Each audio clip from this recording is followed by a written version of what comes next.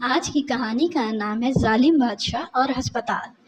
اس کہانی میں ایک بادشاہ ہسپتال اپنی رعایا کے لیے بنواتا ہے اور دیکھتے ہیں کہ وہ کتنی انہیں سہولیات فراہم کرتا ہے ہسپتال میں۔ آپ اس کے ظلم کی داستان دیکھیں گے۔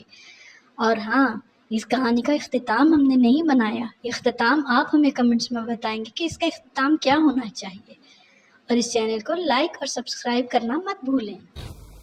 مشیر خاص، تمہاری نالائقی کے علاوہ آج اس دربار میں اور کوئی مسئلہ تو درپیش نہیں ہے۔ میں کیا عرض کر سکتا ہوں عالیجہ؟ یہ وزیر منتظمی عرض کریں گے۔ مقدموں کا وقت ہو گیا حضور والا، کیا آپ انصاف پر توجہ فرمائیں گے؟ کیوں نہیں؟ انصاف ہوگا، ضرور ہوگا۔ ملزم کو حاضر کیا جائے۔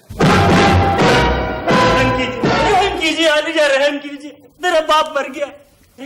تو اس سے زیادہ رحم کیا ہوگا کہ تم ابھی تک زندہ ہو؟ کیا جرم کیا تھا اس نے کوتوالی شہر؟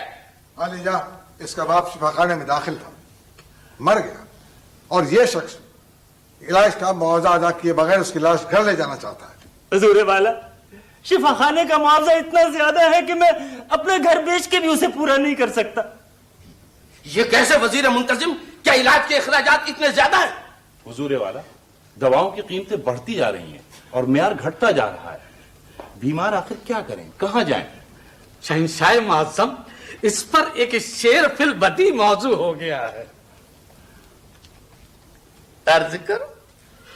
دواؤں کا رخ آسماں کی طرف، دواؤں کا رخ آسماں کی طرف، تو بیمار جائیں گے زیر زمین۔ خوب، بہت خوب۔ عالیجہ، یہ بیمار لوگ سرکاری شفاخانے سے دوا کیوں نہیں لیتے؟ بندہ پروت، سرکاری شفا خانے میں دوا ہو تو لیں بھی، ہزاروں غریب قطاروں میں کھڑے ہوتے ہیں اور ان کی باری نہیں آتی، اور باری آتی ہے تو مطلوبہ دوا نہیں ملتی، کہتے ہیں باہر سے خریدو۔ دوائیں کیوں نہیں ہوتی شفاخانے میں؟ اس لیے کہ وہ ملی بھگت سے بیچ دی جاتی ہیں حضور والا۔ جو عطار شفا خانوں کو دوائیں مہیا کرتے ہیں وہ واپس پھر ان کے پاس چلی جاتی ہیں۔ عالیجہ، بیماروں کی اسی پریشانی کے پیش نظر میں نے ملک میں نجی شفا خانے قائم کرائے۔ شاباش، خوب، بہت خوب۔ اب اسی شہر میں دیکھ لیجئے، 4 نجی شفا خانے میرے چچا کے اور 3 میرے پھوپھا کے۔ اس شخص کا باپ میرے پھوپھا کے شفا خانے میں تھا۔ مجھے عرض کرنے دیا جائے عالیجہ کہ بیشتر نجی شفا خانوں میں علاج کا معیار یکساں نہیں ہے۔ یقیناً کچھ طبیب اور جرح خدا ترس بھی ہیں، لیکن اکثر طبیب نبض دیکھنے کے اتنے پیسے لیتے ہیں کہ مریض کی نبض ٹوٹ جاتی ہے۔ تو غریب رعایا سے کہا کس نے کہ نجی شفا خانوں میں علاج کرائیں؟ اور شاندار کمرے، قابل معالج اور اعلیٰ دوائیں صرف عمائدین سلطنت کے لیے ہیں۔ وزیر منتظم، ہمیں بے حد افسوس ہے کہ تم عمائدین سلطنت اور عام رعایا کا فرق ابھی تک نہیں سمجھ سکے۔ مگر صحت کو صنعت کا درجہ نہیں دینا چاہیے عالیجہ۔ ہمارے دین سلطنت اور سرکاری اہلکاروں کو اگر آرام بھی کرنا ہو تو وہ سرکاری خرچ پر ان اعلیٰ درجے کے نجی شفاخانوں میں داخل ہو جاتے ہیں۔ اور غریب آدمی کو تپے دیکھ ہو یا سختان، وہ بارآمدوں میں زمین پر سے سکتا ہے، اسے بستر بھی نہیں ملتا۔ کیا چاہتے ہو تم؟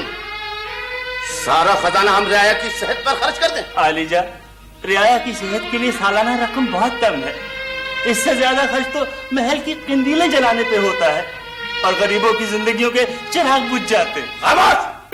حد ادب! ہمارے سامنے لب کشائی کی جرت کی ہے تم نے؟